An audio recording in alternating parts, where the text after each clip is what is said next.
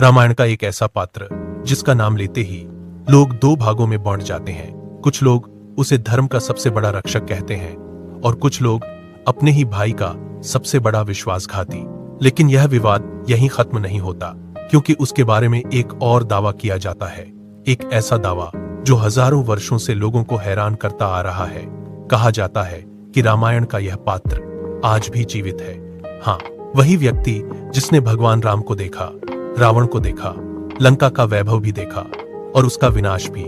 लेकिन अगर यह सच है तो वह आज कहां है? और उससे भी बड़ा सवाल, क्या उसने धर्म का साथ दिया था या अपने ही परिवार के साथ विश्वासघात किया था?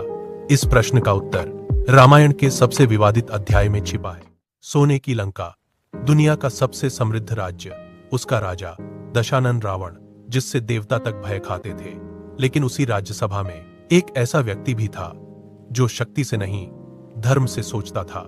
जब माता सीता का हरण हुआ तो उसने बाहर रावण को चेतावनी दी, सीता को लौटा दो, युद्ध टल जाएगा, लंका बच जाएगी। लेकिन अहंकार सत्य को सुनना पसंद नहीं करता। सभा में उसका उपहास हुआ, उसे कायर कहा गया, उसकी निष्ठा पर सवाल उठाए गए और फिर रावण ने उसे राज्य से निकाल दिया। उस क्षण उसके सामने दो रास्ते थे, परिवार या धर्म, और उसने जो चुना उसी ने उसे अमर बना दिया। अपमानित होकर वह समुद्र पार पहुंचा, लेकिन वहां भी उसका स्वागत नहीं हुआ। वानर सेना सतर्क हो गई। सुग्रीव ने कहा, यह शत्रु का भाई है, इस पर भरोसा नहीं किया जा सकता। अंगद ने भी विरोध किया, लगभग पूरी सेना उसके खिलाफ थी। लेकिन तभी भगवान राम ने एक ऐसा वचन कहा जो आज भी धर्म की सबसे बड़ी सीख माना जाता है। उन्होंने कहा, जो मेरी शरण में आता है मैं उसे स्वीकार करता हूं। और उसी क्षण उसे शरण मिल गई। युद्ध हुआ, लंका कांप उठी, रावण का अंत हुआ और तब दुनिया ने उस व्यक्ति का नाम जाना। वह था विभीषण, रावण का अपना भाई। लेकिन असली रहस्य अब शुरू होने वाला था।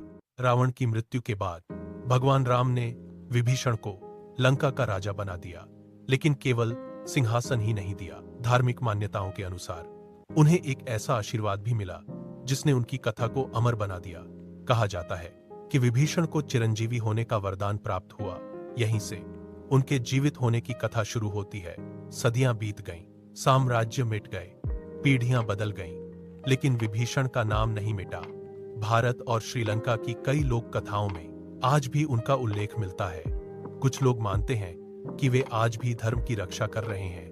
कुछ कहते हैं कि समय आने पर वे फिर प्रकट होंगे। इन बातों का कोई प्रमाण नहीं है, लेकिन आश्चर्य की बात यह है कि बिना प्रमाण के भी यह विश्वास हजारों वर्षों से जीवित है। और यही विभीषण का सबसे बड़ा रहस्य है। अब सबसे बड़ा प्रश्न, क्या विभीषण वास्तव में आज भी जीवित हैं? इसका कोई वैज्ञानिक प्रमाण नहीं है, लेकिन धार्मिक परंपराएं उन्हें चिरंजीवी मानती हैं। लेकिन शायद इससे भी बड़ा प्रश्न कुछ और है। अगर विभीषण ने भी अपने भाई का साथ दिया होता तो क्या रामायण का अंत वैसा ही होता? क्या रावण हारता? क्या लंका बचती? या इतिहास पूरी तरह बदल जाता? यही कारण है कि विभीषण केवल एक पात्र नहीं है, वे एक प्रश्न है। एक ऐसा प्रश्न जिसका उत्तर हर युग में अलग होता है। कुछ लोगों के लिए वह गद्दार हैं, कुछ लोगों के लिए धर्म के सच्चे रक्षक। लेकिन अब निर्णय आपका है। अगर आपके सामने एक तरफ आपका अपना परिवार हो और दूसरी तरफ सत्य, तो आप किसे चुनेंगे, परिवार या धर्म? और सबसे महत्वपूर्ण, क्या आपको लगता है कि विभीषण ने सही किया था? कमेंट में अपनी राय जरूर बताइए और ऐसे ही रामायण और महाभारत के रहस्यों के लिए रामा भाराट को सब्सक्राइब जरूर करें।